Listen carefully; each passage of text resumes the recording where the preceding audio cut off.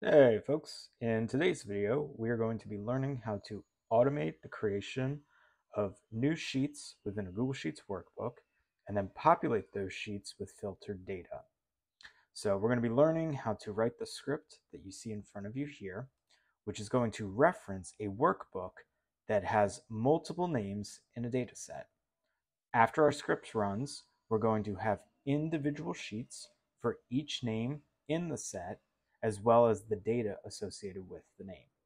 So I'm going to run this script, and now you'll see that we will have a new sheet for Alan that has just Alan data, and now we have a new sheet for Amanda that just has Amanda data. So if you do not have your environment set up already, pause the video and collect your data. I already have this demo workbook created, which is just a recreation of the example that I just showed you. And we're going to begin by going to the extensions menu and then selecting AppScript. Within AppScript, we're going to begin by declaring our workbook variables. So I'm going to comment this, access the active workbook, and I am going to declare a constant for WB, which represents the workbook. I'm going to use spreadsheet app.getActiveSpreadsheet, and then I'm going to reference that WB constant in order to get the workbook ID. So we're going to reference the WB variable, and then we're going to say get ID. After that, we are going to declare a constant for sheet 1 ID, and that is equal to 0. So for a reminder, anytime that you open a Google Sheets workbook, sheet 1 will always have an ID number of 0. If you're using a sheet that is not sheet 1, the GID might be a different number.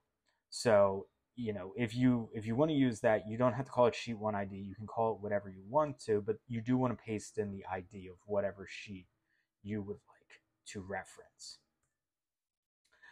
So what we're going to do now is we're going to create a function, and we're going to call it main. And within the curly bracket, we are going to begin by declaring all the sheets that exist in the workbook.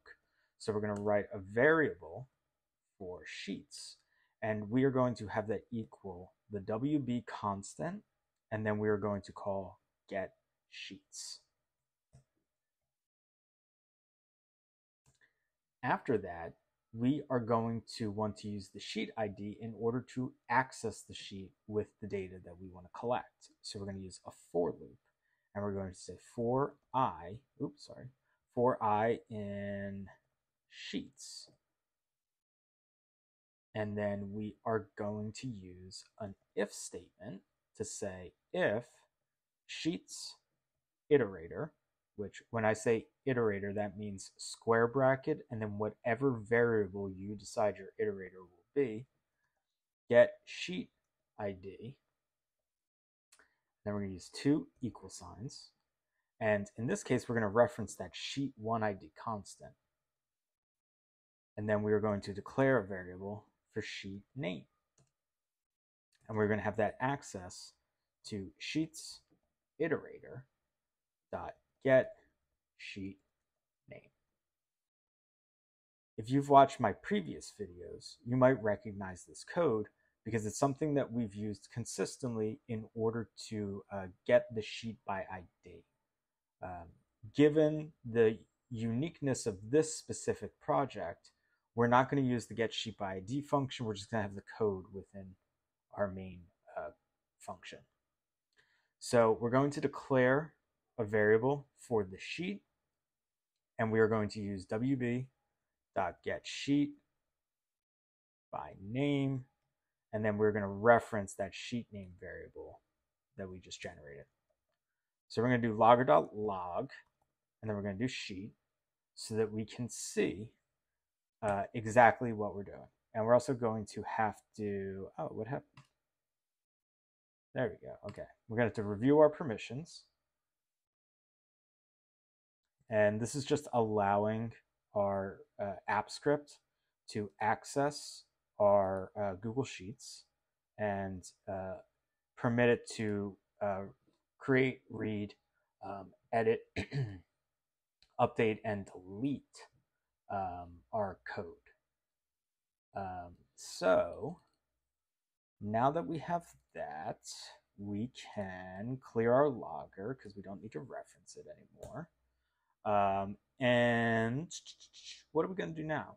Let's declare a variable for our headers. So what happens is each sheet has a header row in it, which is in row 1. So we're going to reference start at row 1, column 1, and we're only going to go 1 row.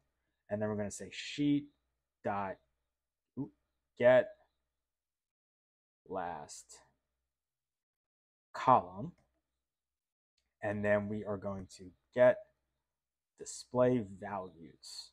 And what that's going to do is that's going to return the first row of sheet 1 or whatever sheet you're using. So when we run this script, you can see that we get country, name, month, inventory, gross revenue, and net revenue, right? So that's this row up here.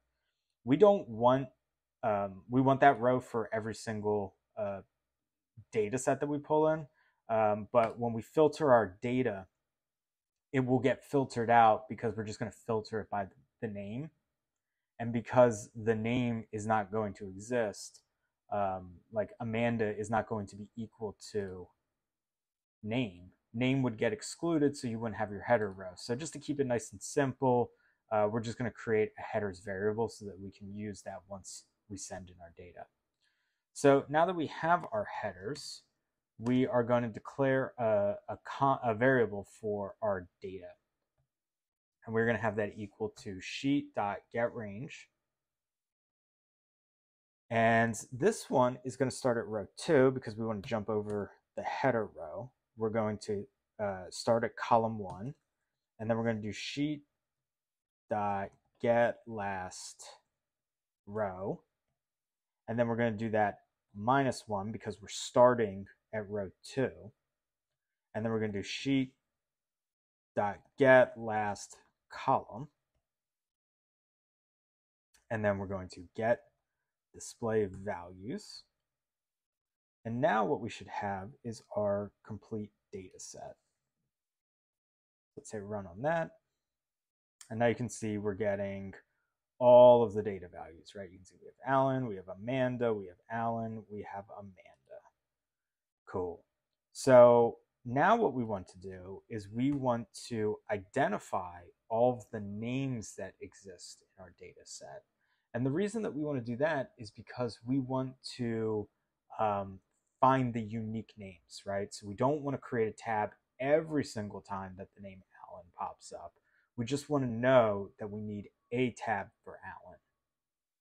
So what we're going to do is we are going to create a variable for names, and we're going to create an open array or an empty array. And anytime we have an empty array, that means we're going to use some type of loop. In this case, it's going to be a for loop.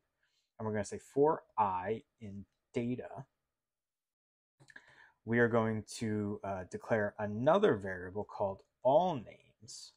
And we are going to have that be equal to data iterator and reference column 1. And then we are going to push all names into the names array. So we're going to call names, and then we're going to use push, and then we're going to say all names. And then we are going to log it like this. Sorry. And now you can see we're getting all of the names. And the reason that we're getting names is because we referenced column 1, right? So if you go to our data set, you can see that column A in the sheet is country, column B is names. So within AppScript, column A is actually the numerical value of 0, and column B is the numerical value of 1. So if we change this 1 into a 0, we would then get all of the unique country names, or all of the country names, which in this case is just United States.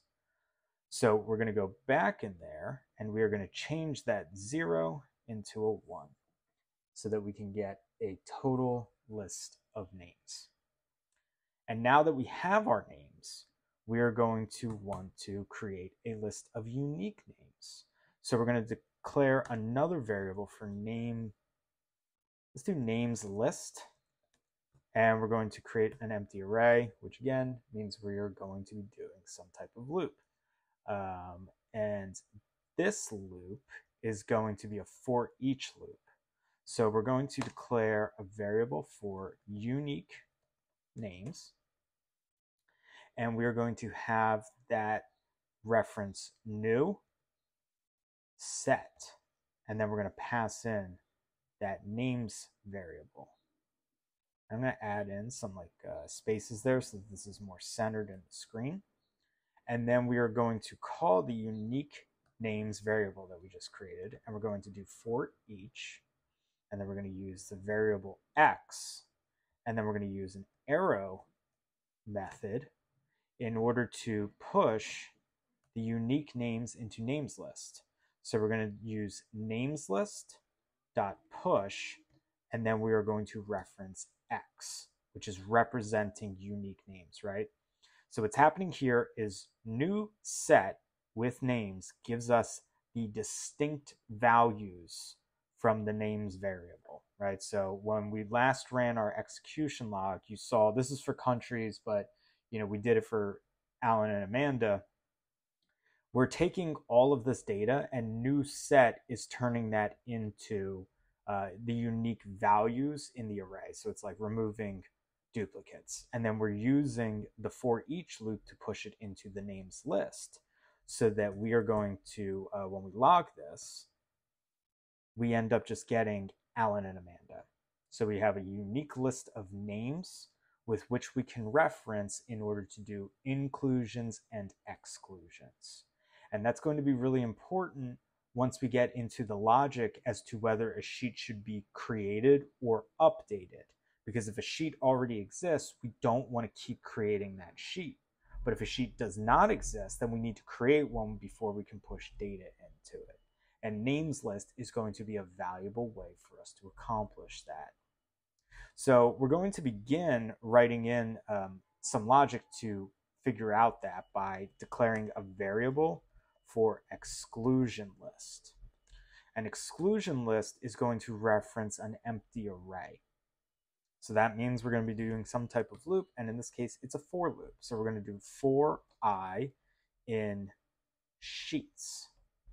So we're referencing that sheets variable that we created at the very beginning of our script, right? So it's line number 7. We have a sheet variable and we have a sheets variable.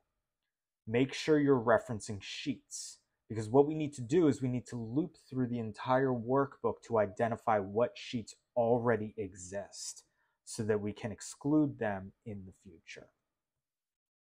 So when we reference the sheets variable, the sheets variable, we're going to create a new variable within our for loop called sheet names. And that is going to reference the sheets iterator dot get sheet name.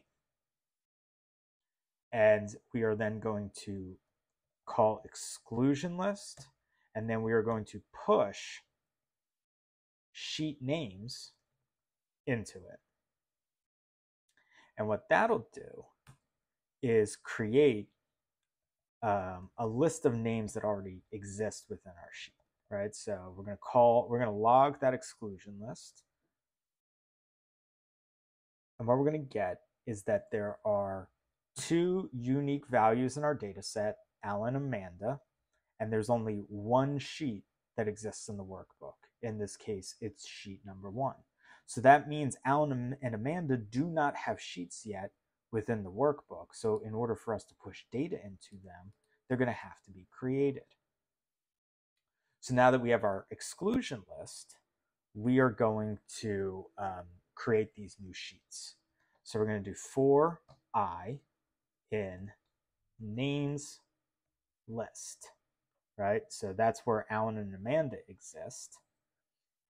We are going to use if, and we're going to say if exclusion list has an index of, and then we're going to reference names list iterator. And then we're going to say 3 equals and -1 if the names list does not have an index within exclusion list, then it will move into the for loop function where we are going to declare a variable called payload. And we are going to say data.filter, and then we're going to create a function. And within the function argument, we're going to add in an argument called row. We're going to open a curly bracket, we're going to hit enter, and we are going to return row 1. And we're going to say double equal sign names list iterator. Now I want you to be very careful at this point in the script because we have a lot of nested functioning going on here. And when I was exploring and researching how to do this, I had a lot of errors arise on line 41 where I said if exclusion list.index of, and then I had these open parentheses here. It was very common that I would put the 3 equal signs and the -1 and then have 2 parentheses at the end of it. You do not want that. You want to make sure that index of only has names list iterator within it, and then that is equal to -1. The next challenging point is when you are creating that payload variable and you are referencing the data variable that we created at the very start of our main function. And you're filtering that data. There's a lot of opening and closing parentheses in here, specifically when you create this function with row. And then, getting all messed up with like where you are in here, right? Where it's like, are you still in the for loop at this point? Are you in the if? Are you know what I mean? So just, if you have some error logging at this point, like the function won't work, script won't work, pause the video and just look over your code to see if these curly brackets and these parentheses are lining up, right? Like, do you have 4 curly brackets and then a parentheses and all this type of stuff? Because there's just some gnarly looking characters here. So take the time and make sure it's running correctly. Cool. So now that we have that going on, we are going to add a semicolon at the end of the return function, or at the end of the filter function here. And we are going to have a new line start where we are going to create a variable for new sheet. And we are going to have that equal to wb.insert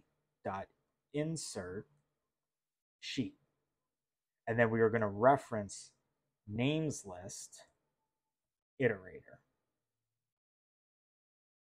Cool. And then we are going to call new sheet dot get range, and we are going to reference row 1, column 1, and we're only going to go down 1 row. And then we're going to use payload with a square bracket and 0, and then we're going to do dot length. After that, we are going to set values, and we are going to reference the headers variable that we created. Next, we are going to reference new sheet.get range, and then we're going to reference row. We're going to start at row 1. We're going to start at column 1. We're going to do payload.length for the rows and payload square bracket 0.length for the number of columns. We're going to set values to payload. And now what should happen is when we run this function, we should have new sheets created for Alan and Amanda, and they should populate with Alan data in the Alan tab and Amanda data in the Amanda tab. Cool, so we didn't get an error, so we'll cross our fingers, and there we go.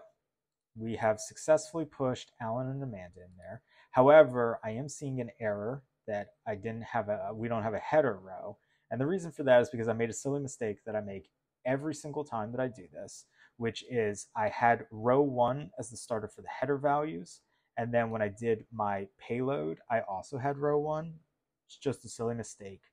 If you go to that line where you set values for payload and you change it to 2, that'll fix it. And this is actually a really good example to see if our exclusion works, in that if I hit run again, it shouldn't operate. It shouldn't create new sheets because Alan and Amanda already exist, right? So you can see Alan has a sheet, Amanda has a sheet, but we didn't have the code fix with that new push. So I'm going to delete Alan. And when we go in here, you'll see that this line shows us that we have distinct names for Alan and Amanda. And then when we loop through our sheets, you can see we got that sheet 1, Alan and Amanda existed. When we run this again, we should now see that sheet 1 and Amanda exists and a new tab was created for Alan. Cool. So you can see that Alan and Amanda were the unique names in our data set. Sheet 1 and Amanda existed. And then we had an execution completed. And when we go back in here, you can see we have Alan, and it has appropriately updated with that header row, while Amanda has not updated because we don't have any logic for it. So what we're going to do now is go back to our sheet, and we are going to, so if you're following along with me, you can see that when I click to the left of this curly bracket, we're at the end of our if statement. And when we click to the very next curly bracket underneath it, you can see that we're then in our for loop. So what we're going to do is we're going to hit enter a few times, and then that's going to bring us back into our main function. What we're going to do now is we are going to write logic so that our sheets update, or our sheets update with data, or if the data no longer exists in our data set, we're just going to keep it so it doesn't clear it out. So we're going to do some nesting in here where we're going to use for loops, we're going to use try, we're going to use else, and then we're going to also use catch. So there's going to be some sophistication going on in here. So if you have trouble, go back to this point in the video and try and see where the breakdown potentially happened. Cool. So we're going to do for I in names list. And we are going to try, and we're going to say if exclamation point exclusion list includes names list iterator. And then we're going to go to the end. We're going to do a space. We're going to do a curly bracket. We're going to hit enter.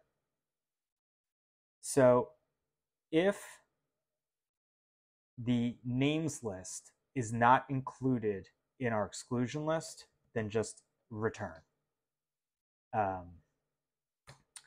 Else space curly bracket.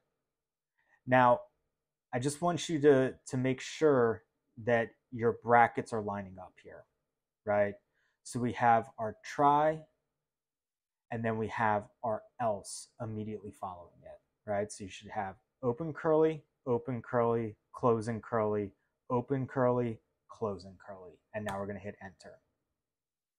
And within our else, we're going to do var payload equals data.filter. And then we're going to do function, open parentheses, row. We're going to go in between our two parentheses here, hit space, do an open curly, hit enter, and then we're going to do return row square bracket 1 space 2 equal signs names list iterator. We're going to go down 1 row to our curly bracket and our parentheses, and then we are going to hit semicolon. After that, we're going to do 2 enters just so that we have some space, and we're going to do var sheet update equals.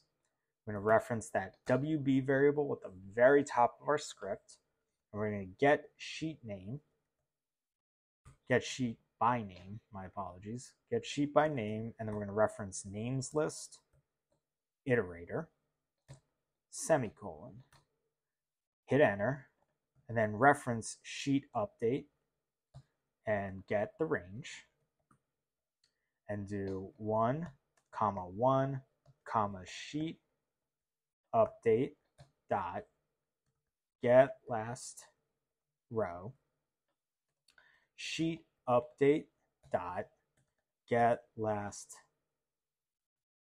column, and then we're going to do clear.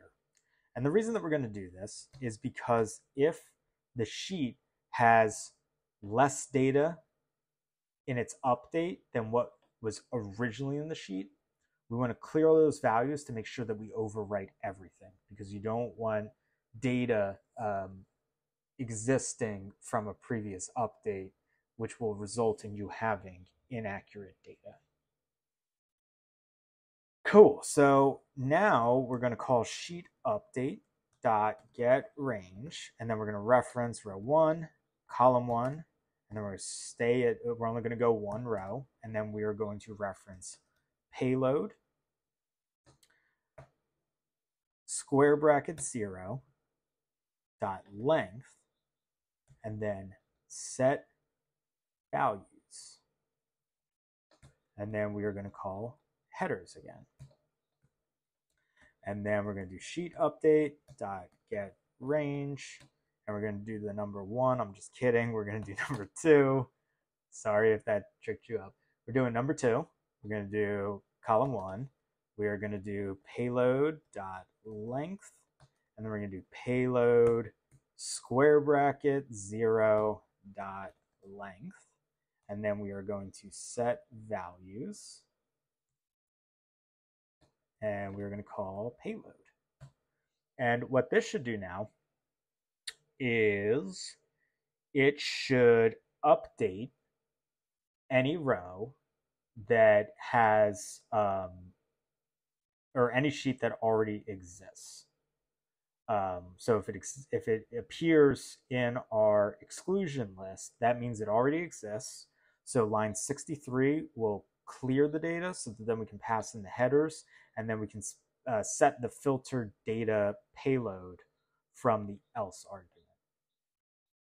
So what we're going to do now is we're going to go down 2 curly bracket rows here, because you can see on line 68 we have this red thing here. The reason for that is because we have try. Anytime you have try, you need to have catch, which manages the errors. So what we're going to do now is we're going to go down 2 curly brackets, and then we're going to hit enter, and we are going to write the word catch space curly bracket, and then you see that error went away. So we're going to hit enter, and we are going to do sheet update dot get range. We're going to do 1, 1, 1 payload square bracket 0 dot length dot set values headers, and then we are going to do sheet update dot get range and do row 2, 1 payload dot length payload square bracket 0 dot length dot set values payload. And sorry about that. That one I actually wasn't kidding. I did it again. It's like an actual problem. So what's going to happen now is in this Amanda tab, for example, it's going to update so that that header row exists, and Alan is going to update as we presume that it would. So what we're going to do is we're going to just delete some data from Alan here so that you can see that this is going to be updated, and that this Amanda data set is going to be updated, and it's going to have a header row. Cool. So that happened really fast, which I'm really pleased about. You can see that Amanda now has a header row, and you can see that data that we deleted for Alan has now filled in. Cool. So I want to take a moment real quick, and you can skip this, where we accomplished everything today. So before we do our little recap, I just want to show you what happened with try and catch, because I think that like it's just I didn't do a good job of explaining it. So what try and catch is going to, and you don't have to do this, but I'm going to comment it out. Um, so what happens? Actually, I'm just going to delete try in here so that we can do this. What I found was like if we hit this, this will probably work, but we'll see. I just want to get some stuff happening. So it totally works, right? But check out what happens when I delete the data from one of the tabs, but I don't delete the tab. We end up getting an error. And the reason for that is because when we want to do that, that like clear in order to do an update, it won't do it because it needs to have at least one row of data that exists in there. So because we have these null values like this, it causes that error. So what try catch does is it will, in the event that there's an error, it will just default to this catch so that when we run this, for example, so just so you can see, Alan has no data in the tab, but it has a tab. And when we run it with that catch, it just pushes the Alan data in there because it's no longer calling for that clear to occur, right? So like the error message is getting thrown because of line 63 in the else statement. What it was trying to do was it was saying like, okay, I'm going to clear all of the values from the sheet update variable. But because there were no values, it couldn't do it, so it errored out. This catch has everything except for that line for clear. So you can see it has line 64 and line 65 rewritten on line 69 and 70 so that it can just push the data in there. And then if it's not totally clear what's happening with this if statement here, is it's saying if the name is in the exclusion list, it'll just return. Cool.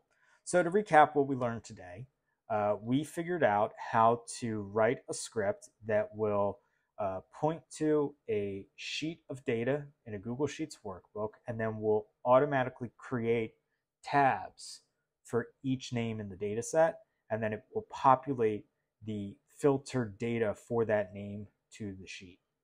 Additionally, we found out how to update those tabs and how to manage errors with those tabs in the event that some fringe issues arise, like the clearing of a data range for a tab that already exists.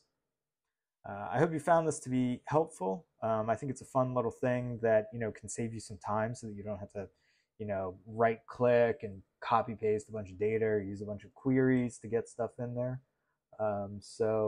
Yeah, feel free to reach out in the comments section. Let me know what you think. I love hearing the ideas that some of you have for future videos. Yeah, wish you the best of luck on your data journey, and I hope I'll see you in the next video.